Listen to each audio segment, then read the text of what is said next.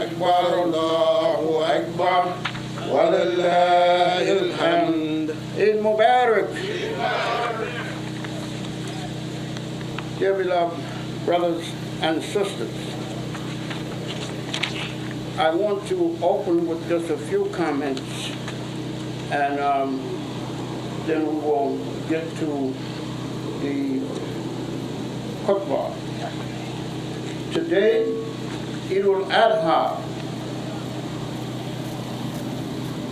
This is the month of Eidul Hijjah, and Eidul Adha is a special month.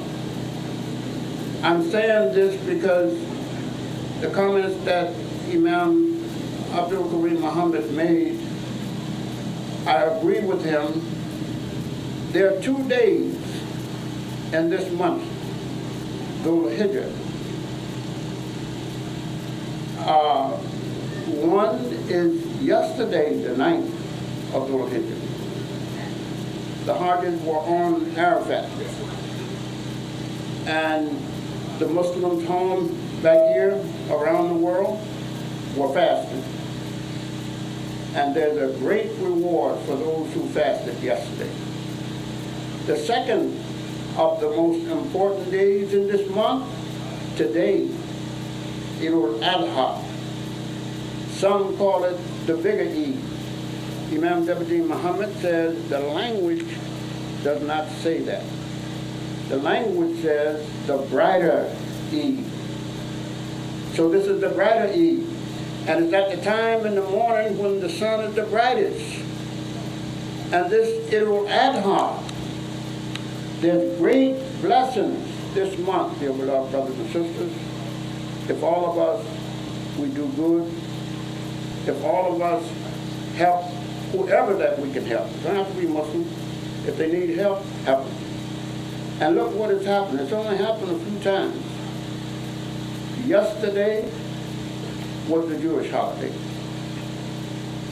Yesterday, the Pope was in town, or is in town. And today, here we are celebrating Eidul Adha. So, brothers and sisters, that's a great blessing. And let us not forget that. And we have to be more sincere about the religion. One brother said that we need to understand the symbolism between the sheep, the goat, and the cow. He said the sheep are meek, humble animals, like meek and humble people. The sheep is like that. The goat will eat anything. And there are people that are like that. They will eat anything. The cow is a dedicated animal. And some of us human beings are dedicated human beings. You don't hear that the cow ran away from the farm. There are lessons in this, dear beloved Muslims. And we need to study these animals so that we can gain the knowledge that Allah has put in them for us. I just wanted to open with that. Now we're going to start. Our subject is Ibrahim's sacrifice. Eidul Adha is all about Ibrahim. Al-Hajj is all about Ibrahim. So let us see what we can learn from Ibrahim to benefit ourselves individually. The purpose of Quranic stories is in no way to be fable, like there is no fairy tale or fiction in the Quran. A story in the Quran is to increase our faith. Brothers and sisters, all of us know the story of Ibrahim's sacrifice, and we say that it was a test by Allah. But do we really understand what Ibrahim went through? Do we appreciate what it was like to be Ibrahim? Can we grasp in thought what happened? Why is there that we regard Ibrahim, the father of faith, and what is it that we achieve? Ibrahim had unshakable faith. That's the one thing we need to learn. And like Abraham, we need to develop our faith until it becomes unshakable like Ibrahim. Ibrahim is distinguished in the Quran with the title Khalilullah, the intimate friend of Allah. What a goal for us to try to attain. How do we do it? We do it the same way Ibrahim did it. I don't care who questioned his faith, he defended himself, and he did it well. He is also described in Surah An-Nahl as a model. Ibrahim was indeed a model, devoutly obedient to Allah, and true in faith, and he joined not God with Allah. This is chapter 16:20. Ibrahim was born among the stars and the idol-worshipping people of Chaldea, in the home of Azar, his father, the idol maker of the tribe. Ibrahim was among the kuffars, but not of them. We are here in America, and we are among a lot of strange folks, but we should not be like them. That's the lesson. Like a spring of Tawheed arising out of the swamp of Shirk, the Quran tells us in Surah Al-An'am, lo, Ibrahim said to his father Azar, do you take other gods? For I see you and your people in manifest error. From the revolt in the house of Azar, his father, Ibrahim went on to challenge the polytheists of his people. Indeed, Ibrahim is known as history's great idol smasher, as the founder of monotheism and the crusher of ignorance. That's Ibrahim, our father, our second father. He's known as the idol crusher and also the crusher of ignorance. That's a challenge for us to be like Ibrahim. That's a challenge for us to be an idol crusher or idol crushers, and to also be crushers of ignorance. There are numerous verses in the Quran which describe how Ibrahim argued against idol worshippers. His rationale, arguments against skeptics, and those who worship celestial bodies. How he dealt with unbelievers. How he preached to his people. For instance, in Surah Al-Baqarah, Allah says, have you not turned your vision to one who disputed with Abraham about his Lord? Because God granted power. Abraham said, my Lord is he who gives life and death. And he said, meaning the people, I give life and death. And Abraham said, but it is God that causes the sun to rise in the east. Can you cause it to rise in the west? And of course, the person was dumbfounded. He was confounded who in arrogance rejects faith, nor does God give guidance to a people unjust. Dear beloved brothers and sisters, I want to say to you, for all of us, you know the story of Abraham. If you don't know it, go back and read it over and over again, and you will see the test that Allah put him through. Well, Allah put us through test too, every one of us. I know those surahs that I recited, I know them well, but I made a mistake. sometimes the things that we think we really got a hold on, we really don't have it. But we have to be like Ibrahim. We have to keep the faith, and we have to keep dependent on Allah. And another example, in Surah Anbiya, we bestowed aforetime on Abraham his rectitude of conduct, and well were we acquainted with him. Behold, he said to his father and his people, what are these images to which you are so assiduously devoted? They said, we found our fathers worshiping them. He said, indeed you have been in manifest error, you and your fathers. They said, have you brought us the truth, or are you one of those who guess?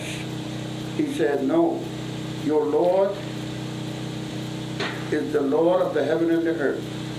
He who created them from nothing. I am a witness to this truth. And by Allah, I have a plan for your idol after you turn your back. Now we know the story. When the people left for one of their big celebrations, Ibrahim went in and knocked down all the idols except the big one. And when they came back, they said, who did this to our God? And somebody said, we heard a young lad talking about it, Ibrahim. So when they saw him, they asked him, did he do it? He said, no, ask that big one there. And they said, you know these things don't talk. You see how people respond when you put the truth to them?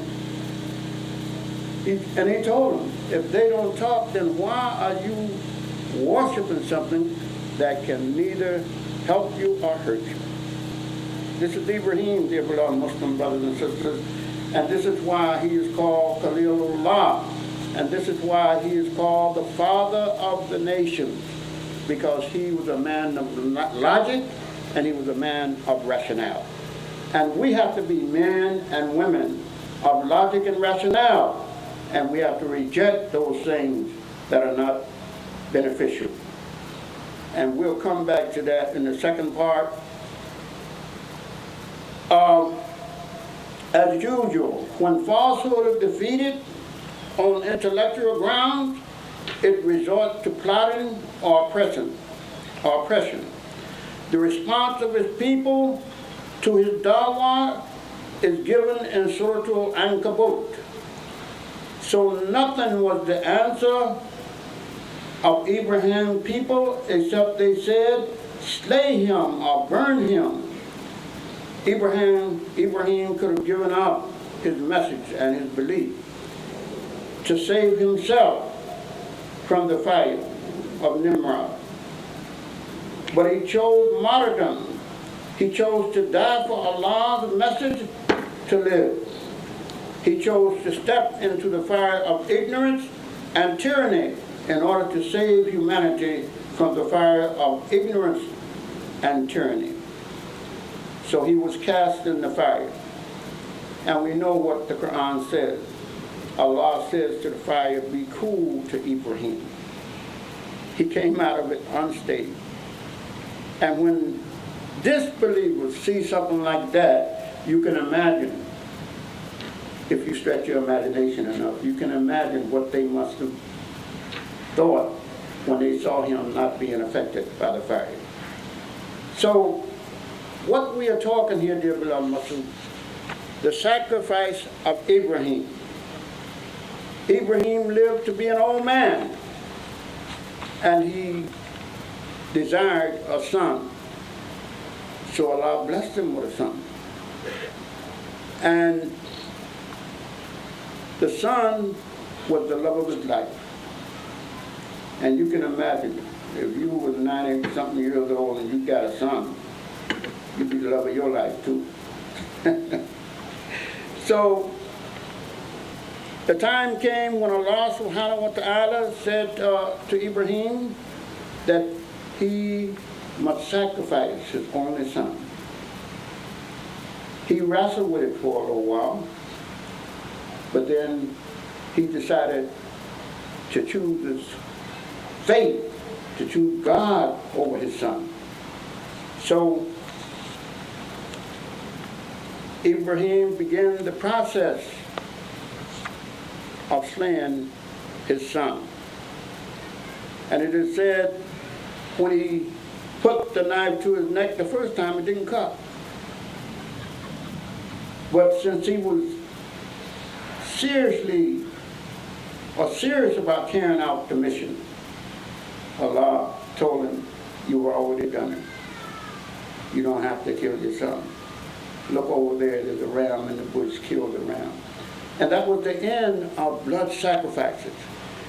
So brothers and sisters, Ibrahim, Allah blessed him to fulfill or to pass every test that was put upon him.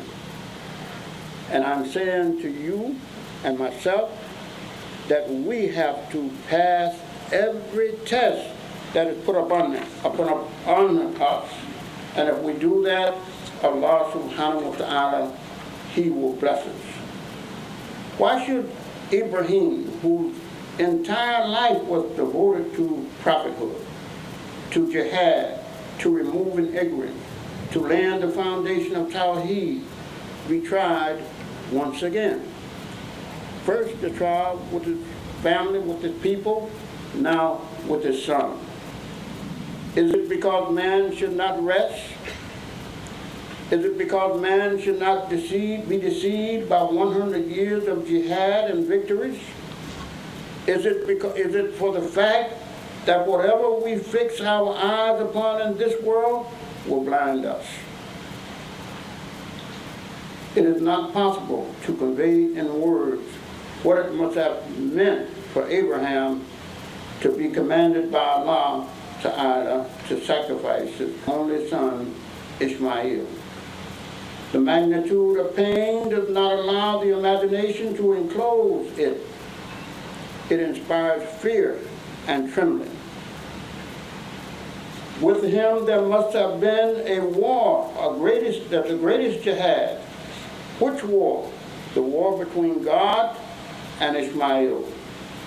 The difficulty of choice. Who should Ibrahim choose? The love of God or the love of Ishmael? Loyalty to God or loyalty to the family? Prophethood or fatherhood? Truth or reality? Consciousness or instinct?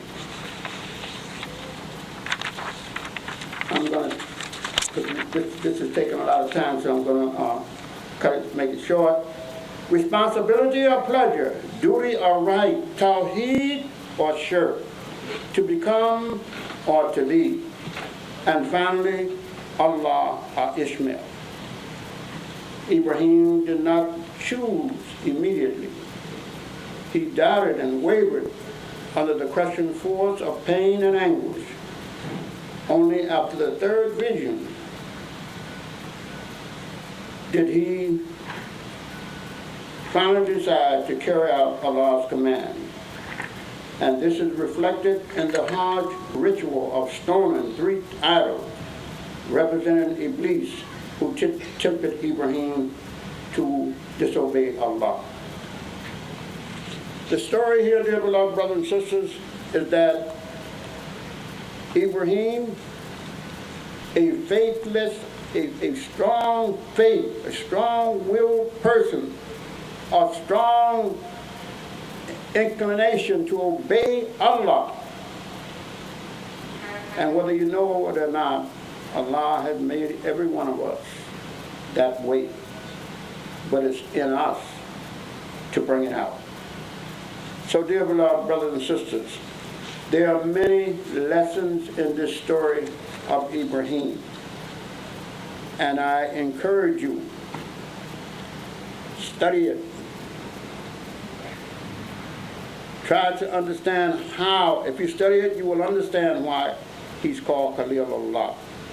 If you study Ibrahim's life, you will understand why he's called the leader of the nations.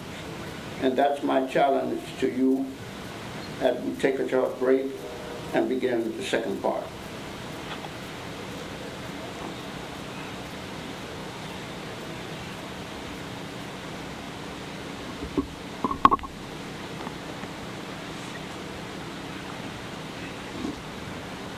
Allahu Akbar, Allahu Akbar, Allahu Akbar.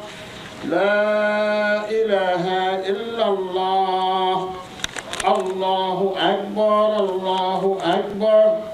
Walillahil hamd. Allahu Akbar, Allahu Akbar, Allahu Akbar.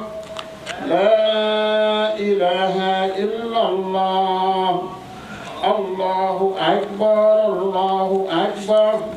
Walillahil hamd. Can I go one more time? Allahu Akbar, Allahu Akbar, Allahu Akbar. La ilaha illallah. Allahu Akbar, Allahu Akbar. Walillahil hamd. Dear beloved brothers and sisters, we want to go now to Ibrahim and the 4 birds. Again, it's a story that if you're a student of Imam W.D. Muhammad, it's a story that all of us at least should be familiar with. And I want to, I'm going right to the point so that we can finish this. Allah instructed Ibrahim to take 4 birds. Why 4 birds? Imam Muhammad has taught us that there are 4 major influences that dominate every aspect of human life. And it does not, I said human life, so that's everybody. He said that it is education. We must have education. I'm not talking about these little weekend schools. I'm talking about accredited schools that are respected by the world. We must have that education. We must also have, as the Imam said, government. This is the problem for us. We don't want no government. Since the Imam died, we don't want no government. We just want to do our thing, our own thing. And that's what we see around the country. I'm talking about from the leaders, evading government. Don't you know that everything in this creation has government? Allah says about the animals of the world that they all form communities just like you. And Imam Muhammad says business, the 3rd bird. We have to have business, man. We have to compete. Allah says in the Quran, He says, that's not it. He says, go as in a race toward all that is good.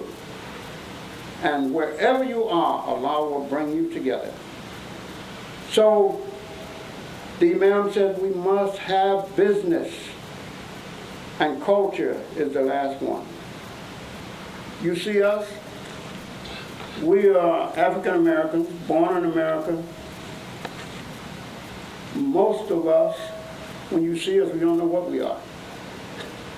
Because I'm not criticizing. This is just a reality.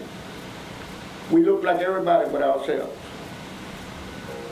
And something the Honorable Elijah Muhammad told us a long time ago.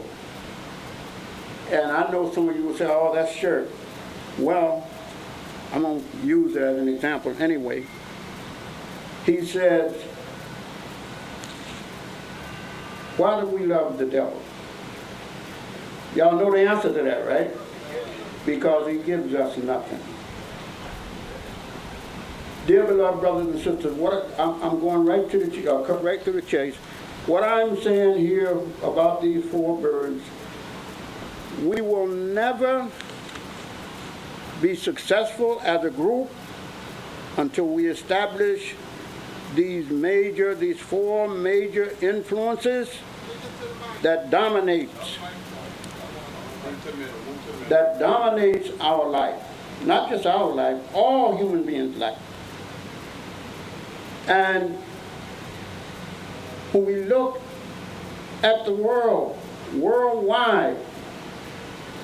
The Spanish people, they just got here the other day, but they zipped back, they went right past us like we standing still. We got our young children that are coming up. What are we going to leave them?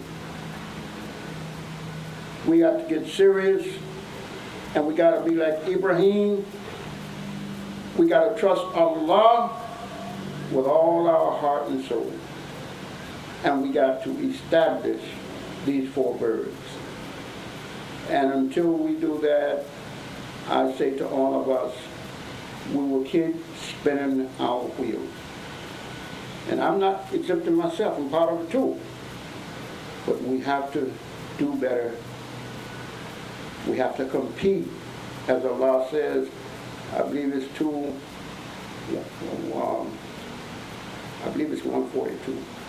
But he said, go as in a race. Go as in a race.